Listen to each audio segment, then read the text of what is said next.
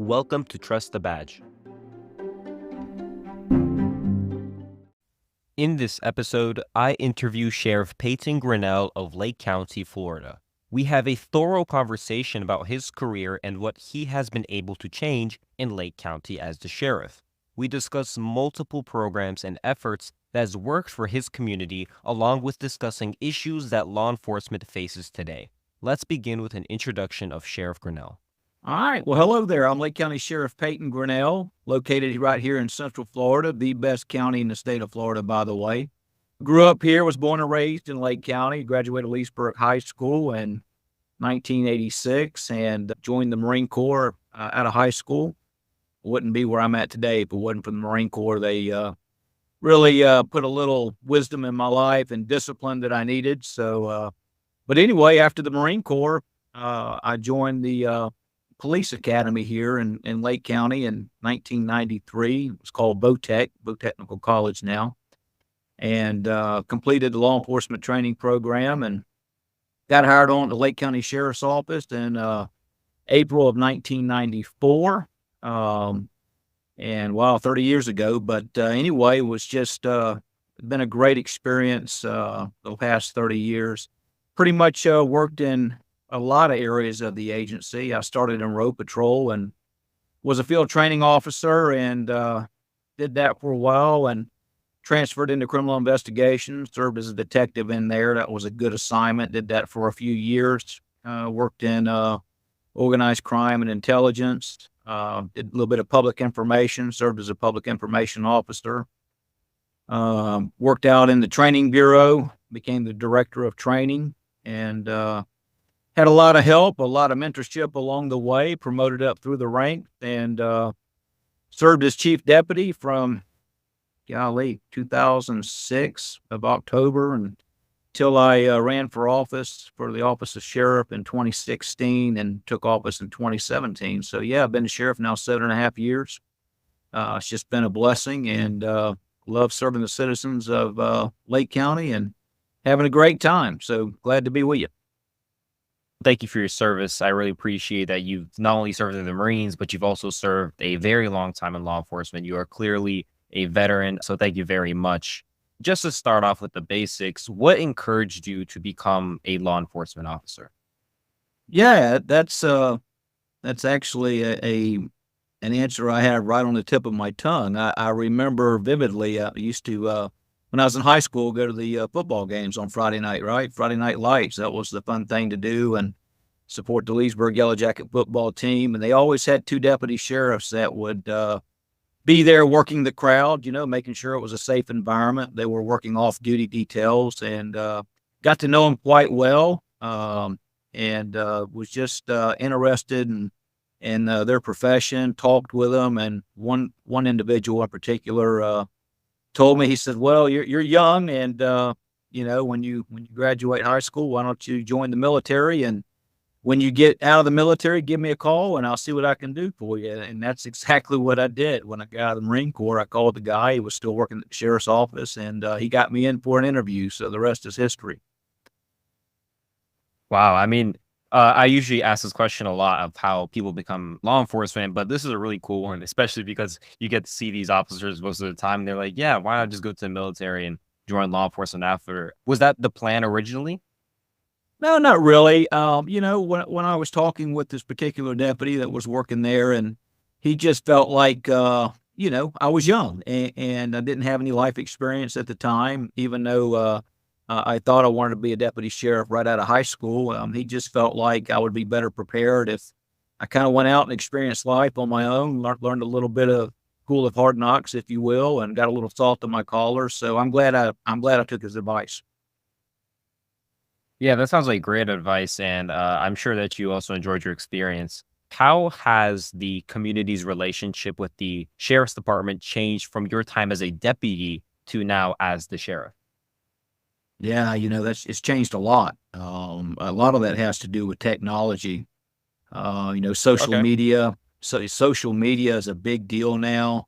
I was a little leery of social media when I first took office as sheriff, and I had some smart people tell me, you have to define yourself, define your agency, Otherwise, somebody's going to define you. You don't necessarily want somebody else defining who you are. So we took a really aggressive stance on social media to show the community, what we're doing, how we're supporting Lake County.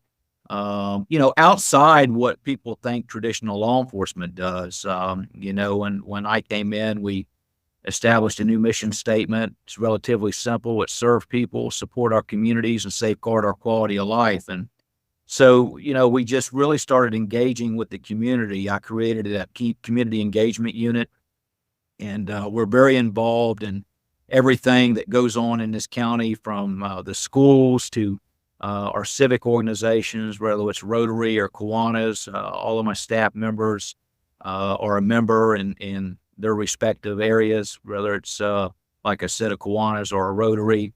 But, we also started the Lake County Sheriff's Office charities, and we support our community, by helping high school robotics clubs. We pay for their travel for competitions, supporting the various ROTCs here in the community, a lot of different things like that. The list is very, very long. I think we spent about $80,000 last year on different organizations that needed some financial support. But engaging with our community is very, very important. And if we are able to show the community that we're not just here policing it, but we're supporting it as well, that goes a long way in building a strong bond and relationship. And it's worked out very well for us. That sounds great. And mostly all I hear is just very positive change. Not many sheriff's departments do this, but the fact that your sheriff's department helps out with local community events and organizations, that I think is great leadership to have, that will maybe encourage other law enforcement agencies to do the same. How involved have you been with these community policing initiatives? And really, how much of a change have you seen in terms of results? Yeah, no, it's our number one priority, the community policing initiatives. You have to have the trust of your community in order to be effective in this job. Our county is 1,156 square miles. I think we're around 440,000 in population now. We can't do this job without the help of our community. We realize that. So it takes the community helping us to help them. So we've done some things like created a sheriff's app that our citizens can download on their smartphones or their tablets. We push out real-time information to them, the latest frauds and scams. Could be information about a bad accident where there's a road closure. So we're engaging with them through technology. We also offer a Sheriff Citizens Academy, which is 10 weeks long, where we'll have a group of people come through. It's one night a week for 4 hours. They literally get to go behind the scenes of every aspect of the agency. They learn a lot. They become advocates for us in the community, which is very, very important. We established a Citizens on Patrol, which is a voluntary unit out of that Citizens Academy. So now we have citizens that are coming out, patrolling our county. They're involved, helping out with the deputy sheriffs. And that's just a great, great asset to have them out there helping out with accidents and things. But, the community policing is a lot more than just law enforcement in the community. There are a lot of aspects that go into play there. You have to have code enforcement on board. You have to have, programs in place for people that may be struggling with addiction. So all of these parts come into play to really have true community policing. And we're cognizant of that, and we work hard to achieve it. It sure does sound like your department has put a lot of work into community policing. And honestly, I thank you, because I know that there are many counties and jurisdictions out there that wish they could have the same sort of relationship and initiatives as you do. I don't have any specific to name, but in many parts of the nation, as we know, there's so much distrust between law enforcement and their communities. For example, the defund the police movement has just skyrocketed and has only had negative effects in those communities. So I'm very glad to hear that your community is doing safe and sound and very well in terms of that regard. Do you plan to use the same initiatives in the future for that trust building? Yeah, we have to maintain positive relationships in the community. We have programs. The acronym is CABLE. CABLE. It's called Community and Business Leaders Engaged, where I'll hold every other month. I'll hold a luncheon where I'll invite community leaders, business leaders to come in, sit around a table with me. We'll have lunch. We'll talk about what's going on, what strategies we have to, for example, to deal with the increase in population. I'll go through my budget with them line item by line item. I show them the real cost that's associated with running a large, complex organization. Our budget's about $106 million now. We have a jail. It's 960 beds. Average population in there runs between 8 and 820 on a daily basis. So I'm able to sit down with these leaders and show them the cost, that's associated with running the sheriff's office, and it helps them to understand why I have the budget requests that I have. So that works out very, very well. We've partnered with a program called Leadership Lake County, where every year they bring in business leaders and they have different days. It could be Law Enforcement Day, which I host. They also have a business day that's pretty much a government day, if you will. But when I have them for the Leadership Lake County Law Day, we put on a pretty good program for them. Really explain the agency. That helps them to understand who we are and what we do. But probably and it's the simplest of all, is just the monthly town hall meeting that I do throughout the county. I pick a different community each month and just go out and we talk and we show a little short video of the agency and what all we have here, the tools that are available to us. And I learn a lot from that. The retirees, we have a lot of retirees in Lake County. A lot of people have come from professional backgrounds, so they offer suggestions. So I can learn from them as well. But those are very positive. Just getting out in front of the community, talking about the 900 professional men and women that work here at the sheriff's office, what they do on a daily basis, and then listening to their concerns and addressing those concerns. So that really helps us to be effective in doing what we do, and we're blessed for it. That's actually the first I've heard of something where the luncheon you were talking about at the beginning, where you get to actually invite the community leaders and get to have a nice conversation with them. I'm sure many other people would like to have that same experience, but whose idea was that? It was actually mine because it's probably one of the few good ideas that I've had. Usually my staff has all the good ideas and I'm okay with that. But I was working on increasing the budget here.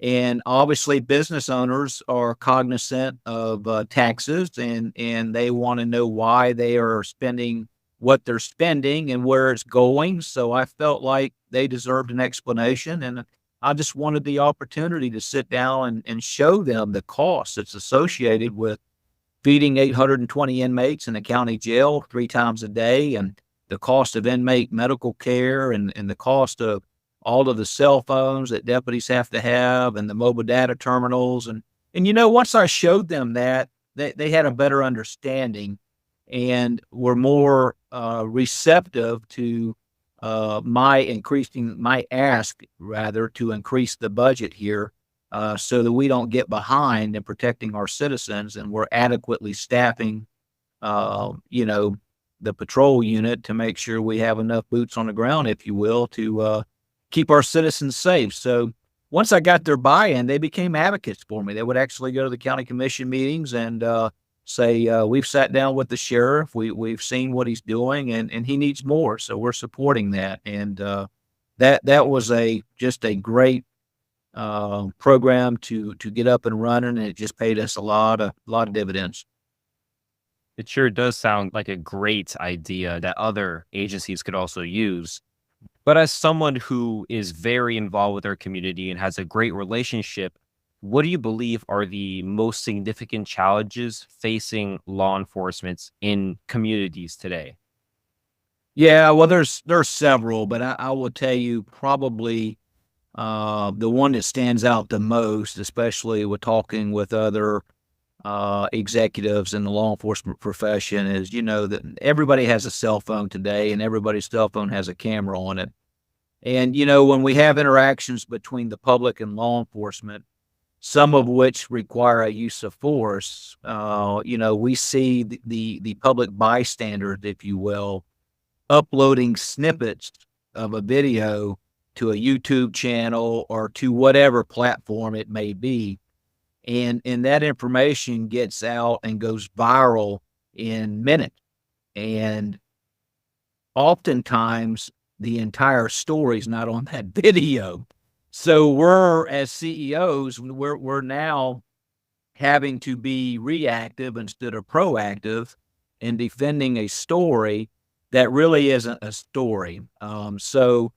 That's a challenge for us because a lot of the media outlets out there will pick up these uploadings of video snippets to various YouTube channels, and they will run with it as a news story before they have the background, the factual background of what happened.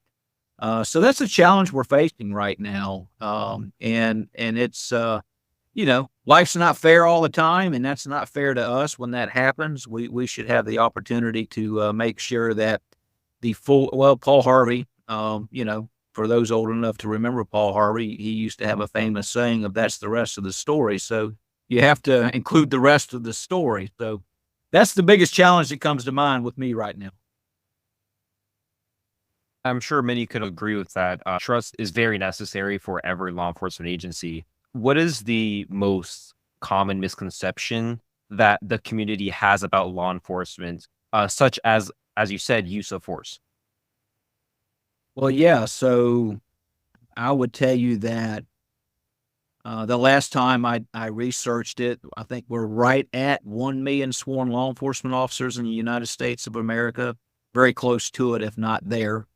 And in our profession, we have the smallest percentage that gets into something that is either illegal or unethical. It's like less than 0.01% of our profession does something like that.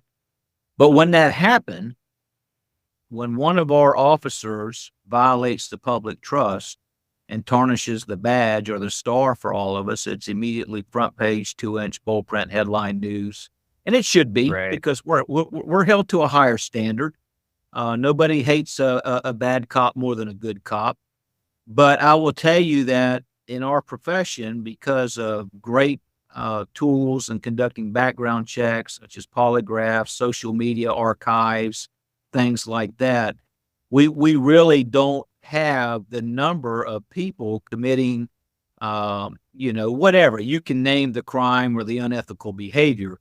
And I tell people all the time, my 30 years, I've put pastors in jail, I've put doctors in jail, I've put attorneys in jail, but when a police officer or deputy sheriff does something that violates that public trust, it's on the 6 o'clock news, and I'm okay with that because we are held to that higher standard. But it gives the perception psychologically when you have an officer in Texas or Chicago or New York or Florida that gets arrested, psychologically, when those news stories keep going over and over and over, that this profession has gone rogue. And I would argue that today's law enforcement profession is more professional than it's ever been in the history of policing. I'm sure it And is. I could give many reasons for that: stronger laws, accreditation, better background practices on hiring of employees, diversity training, de-escalation training. The list would go on and on and on. There's always been bad law enforcement officers in the history of policing, but people didn't really know about it because there wasn't a social media platform to put that front and center. So now when that happens, there's a medium, if you will, to get that news out across the United States instantaneously. So, when you start running that story every third or fourth or fifth day of an officer that did something wrong, people will forget that there's 1 million sworn law enforcement officers in the United States of America. The medical field, doctors in this country kill more people than police officers through malpractice, but you won't That's a hear great about point. it. Yeah, and you won't hear about that, and that's not a disparaging comment on the medical practice. I mean, Right. you're talking millions of surgeries and things go wrong, but the medical profession kills more people than cops. And so you have to put things into perspective, and that's when I have these talks in town hall meeting.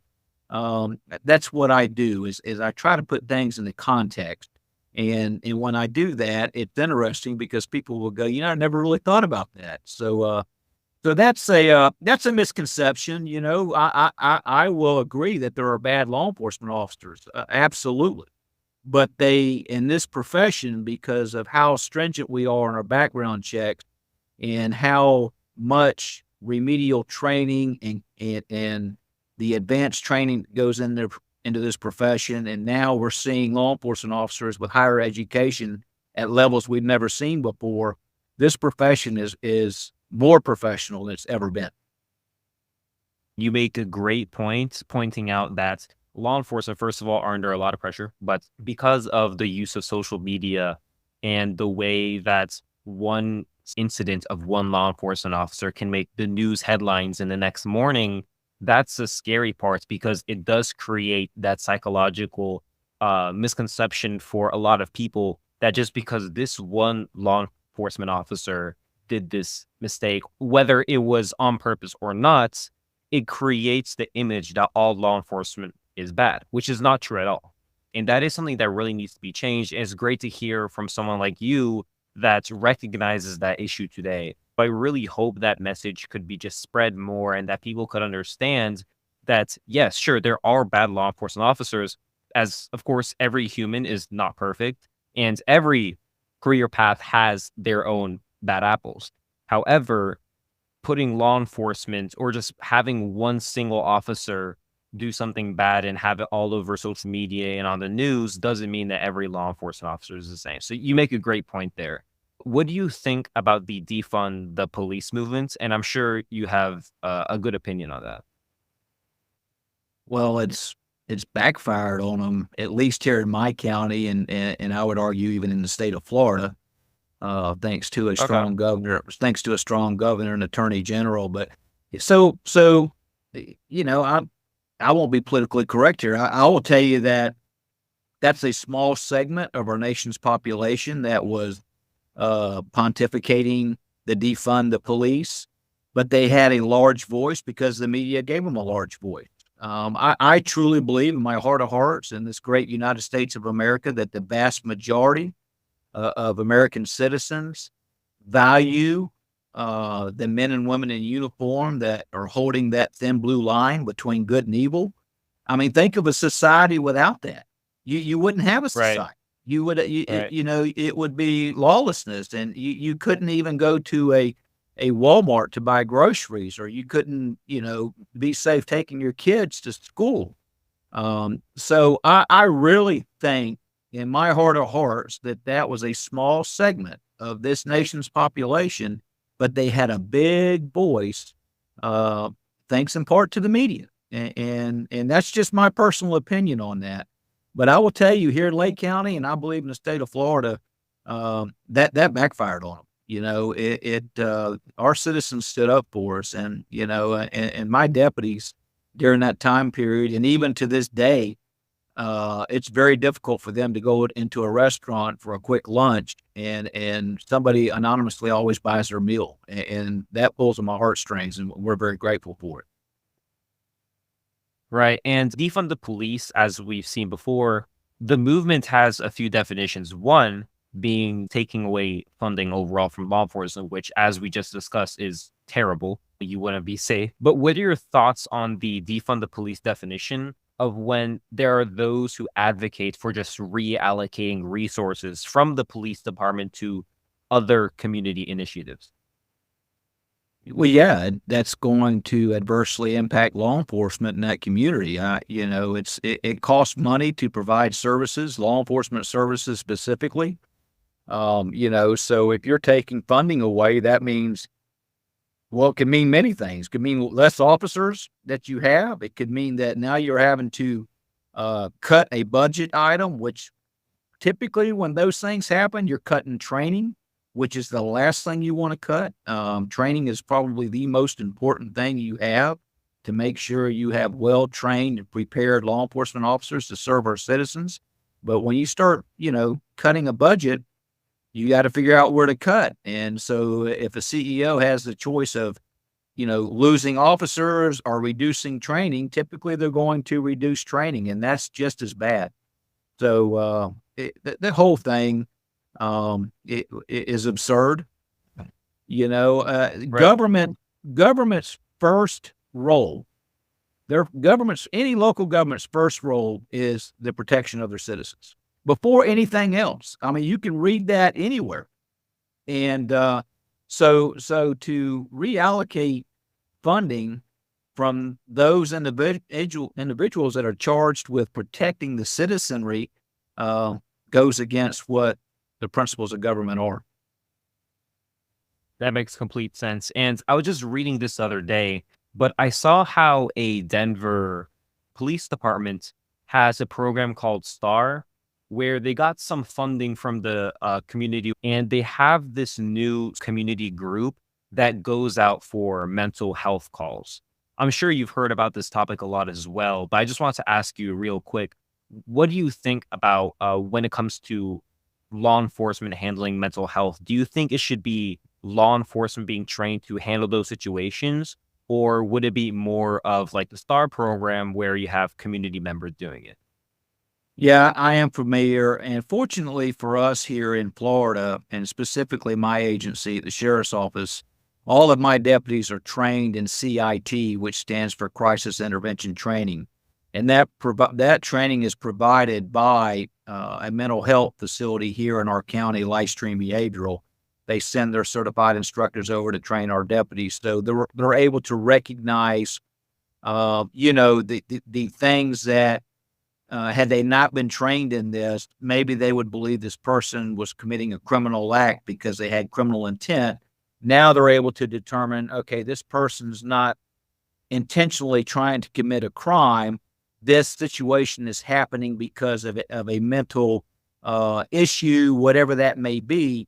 So now they're able to get that person under a law enforcement Baker Act and get them to the facility that can provide the services that that person actually needs, rather than take them to the county jail, which was happening prior to my deputies becoming crisis intervention trained.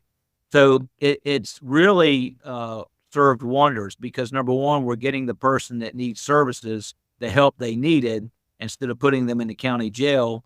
And when you're filling up a county jail, you're costing taxpayers dollars. So it saved money, but more importantly, it was getting those people the services that they need. Now, we also have that program to where once a deputy deems a scene as safe from any type of violence, and we need to have an intervention from a licensed mental health counselor, we do have a unit that will respond out and provide that service so that the deputy can then go and do other calls.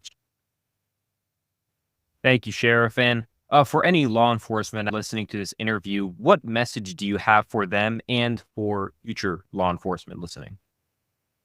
Yeah, so, you know, I will tell you what we're really focused on right now and have been for a couple years now. And it wasn't this way when I came into this profession, but, the men and women that work in law enforcement, they often see things that's not normal for people to see. And the old days of management telling those officers it's part of the job, suck it up. That's what you're here for. We're cognizant that that's not the right way to handle these things. And when these men and women are putting these into these situations of seeing things that's not normal for people to see, and the sky's the limit on what you can come up with there, but they see things that's pretty bad. We want to make sure that that the officer's wellness is taken care of. Because if their wellness isn't taken care of, not just physically, but mentally, they're not going to be a good officer out there on the street. They're not going to be able to serve our citizens the way we want them to serve our citizens. So we're cognizant now of officer wellness, and you're seeing a lot of these programs become available, but it has to be top down. these employees have to know that this just isn't window dressing that you're putting on the wall, that you as a CEO truly buy into it, and they're not going to feel as though they're uh, I don't know, inferior or they're thought less of if they take advantage of these services that we offer. So we partnered with like University of Central Florida's Restore program and all of this stuff that we provide them for counseling and services is all HIPAA compliant. But I want them to know that, and in some cases, depending on what happens, we actually force that. But, that the officer wellness is a big deal because you can become cynical in this job at life because oftentimes all we're dealing with is the dark and dangerous areas of life in this profession. We get to do things that are rewarding as well, but when you're dealing with death and violence, and you're dealing with people that don't necessarily like who we are, what we stand for, you have to guard against becoming cynical because this is the United States is a great country, and there are a lot of great people in it. And just because we deal with the dark and dangerous part of that, we can't believe that that's what life is. And so I'm cognizant of that. We make sure that our deputies are taken care of. And we just want to make sure that, I don't, man, I knock on my desk, which is wood right now. I don't ever want to have to go to a law enforcement suicide. But it's a real problem. It's a real problem nationally. And I recognize that. I'm sure the listeners will take that deeply and most of the law enforcement here as well. Final question. Ultimately, how do we as a community, as you've seen with your experience, how do we trust the badge? Yeah. So, let me just speak for my agency, Sure. as if Lake County residents are listening to me, we strive for excellence. Every now and then we fall short of that. And when we do, we fix it and we move forward and we admit where our shortfall was. We don't cover it up. This is a professional agency. We have a very rigorous application process. We get one chance at hiring the best employee we can. It's the most important thing we do is hiring of an employee to work here as a deputy sheriff. It's a very awesome responsibility when you're able to carry a badge and a gun and take somebody's freedom away. That's a lot, and I recognize that. My staff recognizes that. So we put a lot of time into making sure that when we swear in a new deputy sheriff, that's the right person for the job. And with these new background tools that we have to really dive into if somebody puts something out there on social media, we find it. Right. If I have 5 applicants that apply here, we might hire 1 out of the 5, and that's just, Oh, wow. I'm not going to lower the bar. If you lower the bar, you get in trouble. So, Right. but that's not foolproof. And we recognize that because we hire our people from the same place everybody else does. It's called Planet Earth. Planet Earth. Right. We hire people from, and on occasion, a human being will do something that is stupid. And but we want to minimize that. And this is a profession here; it's not a job. And if we have somebody that does something stupid, then they're no longer going to wear the badge for me. And there's a big difference between making a mistake doing your job, and you tell the truth about it, and you learn from it, and you move forward, than what I call dumb stuff. So, and everybody knows what dumb stuff is. And then at the end of the day, I tell people, listen, do what the deputy sheriff tells you to do. If you feel like you were wronged or his actions were not professional, we have a process in place for that. It's called professional standards, where you can file a complaint, and that complaint's taken very serious, and we will investigate it and report back to the citizen. But and now body cameras, one of the things I've seen since we outfitted all of our deputies in body cameras several years ago now, is our what I would call frivolous complaints against law enforcement officers have dropped like 35-40%. So that's a good thing because That's great. the interaction roadside. I mean, let's face it, a citizen doesn't want to get a ticket. I didn't want to get a ticket. I get it. And the number one complaint against a law enforcement officer is their demeanor, not the fact that the person got a ticket, but how that ticket was delivered and the process in which it was delivered. So with body camera now, when we would get complaints, an allegation of cursing or unprofessional conduct during the traffic citation process while they were roadside, we have that on camera so we can review it. And if we have one that we find that the allegation was true, then we take the appropriate disciplinary measures. But more often than not, we find that the deputy was professional, he or she, and the person was mad that they got a ticket. Just before we end, do you have any final thoughts for our audience? No, I would just tell you, when you see that deputy sheriff or that police officer out there, just tell them thanks. Goes a long way. We were just talking about the defund the police movement that was going on, Right. a couple years ago, and they all lived through that and they saw it. And so just a citizen that says thank you for what you do, it goes a long way.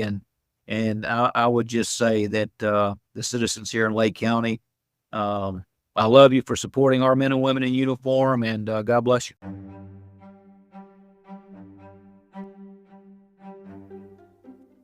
Thank you for listening to this episode of Trust the Badge. Please follow @TrustTheBadge on Instagram for updates, and follow Trust the Badge on any podcast platform such as Spotify, Apple Podcasts, and YouTube.